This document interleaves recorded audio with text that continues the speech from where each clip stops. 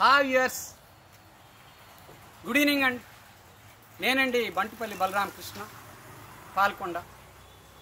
ఈరోజు మీకు ఒక హుషారైనటువంటి జానపద గేయాన్ని సమర్పిస్తున్నాను. గేయం అడవి తల్లికి దండాలు. రచన ప్రజా యుద్ధ నౌక సుప్రసిద్ధ ప్రజా కళాకారుడు గద్దర్. అడవి, ఆదివాసీలు, ఈ రెండింటికి విడదీయరాని సంబంధం ఉన్నది. నాగరికత మూలాలు కూడా వీటి నుంచే ప్రారంభమయ్యాయి.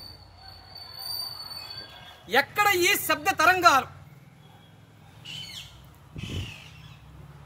కొండల్లోంచి, కోనల్లోంచి, ఉరికే జలపాతాల్లోంచి, పారే సెలయేరులోంచి, ఆదివాసీ గూడాల్లోంచి వారి చెమటి చుక్కలై వచ్చినటువంటి రాగాలు పాటై మీ ముందు సమర్పిస్తున్నాం. రేలా రే రేలా రే రేలా రే అడవి తల్లికి దండాలో, మా తల్లి అడవికి దండాలో, అడవి తల్లికి దండాలో, మా తల్లి అడవికి దండాలో. అడవి చల్లాగుంటే అన్నానికి కొదువాలేదు, పంట ఇంటికొస్తే పండుగ చేద్దాము. అడవి తల్లికి దండాలో, మా తల్లి అడవికి దండాలో.